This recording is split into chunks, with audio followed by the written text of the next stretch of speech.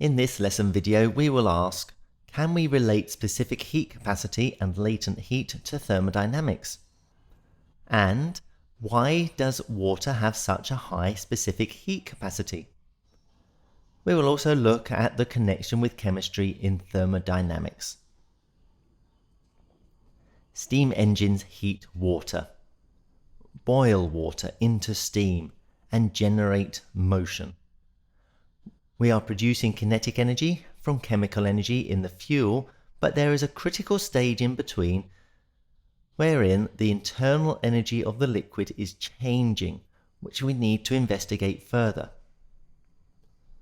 When a liquid is heated, energy goes into kinetic energy as the particles move faster. This is when temperature rises and the material expands. At a certain point, the energy goes into breaking bonds at a constant temperature.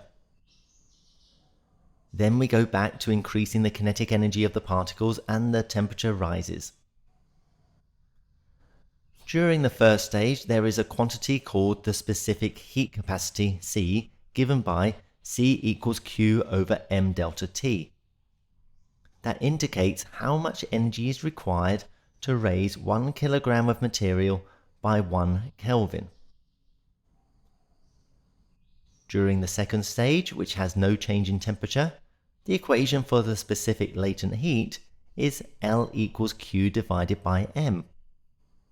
Those were both covered in GCSE, so if you are at all unfamiliar with them, then go back to review those equations now. This time in A-level, I'm not so interested in the specific heat capacity or the specific latent heat as much as I am interested in the heat part of those equations, Q. Let's move beyond what we have done so far and make sure we understand what is happening with the internal energy, using a little thermodynamics, of course. First, let's be clear. In both cases, we are heating the material, and our equation is delta U equals Q plus W. Actually, let's make that delta U equals Q plus W to match the earlier equations. That's simple then. We put in heat energy and we increase the internal energy. Or do we? What about W? We're heating some material and we all know that heating something makes it expand. So in this example, the material will expand. Work done, W, equals force times distance moved in the direction of the force. So the material must be doing work. The end of the material is moving as it expands. There must be a force involved, so the material is doing work. Work done by the system is negative work done, so W is negative. That means delta U equals Q minus W. Let's rearrange that since we are supplying the heat, Q. Q equals delta U plus W. What's this telling us? In the lesson video on the laws of thermodynamics, I already described internal energy, U. It is made up of the kinetic energy of particles vibrating, moving and rotating, all those things that get measured in temperature. And it is also made up of potential energy caused by things like how close the particles are to one another, and chemical bonds, etc. Q is the change in the sum of the kinetic energy and sum of potential energy, plus work done. EK increases as the temperature is increasing. EP increases as the particles separate.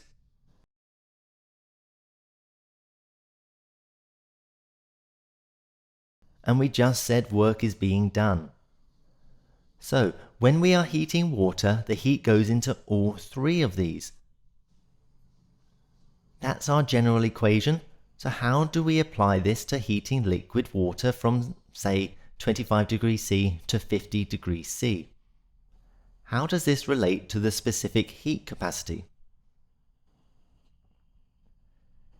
If a material has a high specific heat capacity, it requires more energy to increase the temperature. So you're putting energy in, but instead of that energy going into the kinetic energy, more of it must be going into EP and W. Think of it like this. We have two substances, A and B. To raise the temperature of A by 1 Kelvin, we need to increase its internal kinetic energy by 500 units. To increase the temperature of B by 1 Kelvin, we need to increase its internal kinetic energy by the same amount, 500 units. But both A and B will also take on some energy as potential energy. Substance A has 100 big molecules in it, and so it takes on 100 units of potential energy. Substance B has 200 small molecules in it, so it takes on 200 units of potential energy.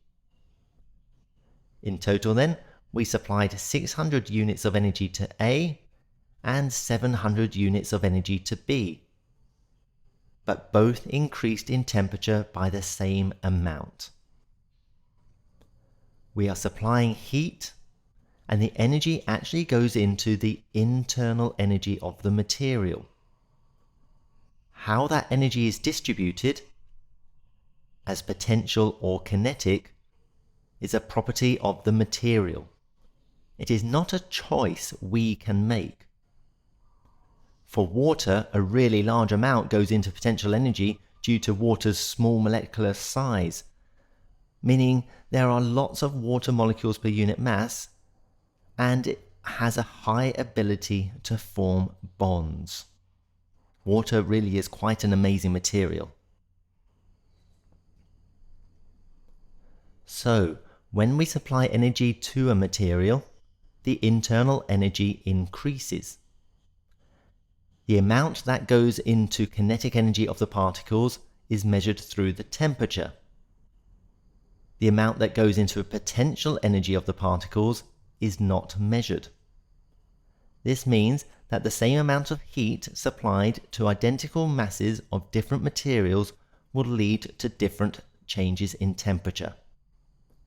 Different materials have different specific heat capacities. How about changes of state?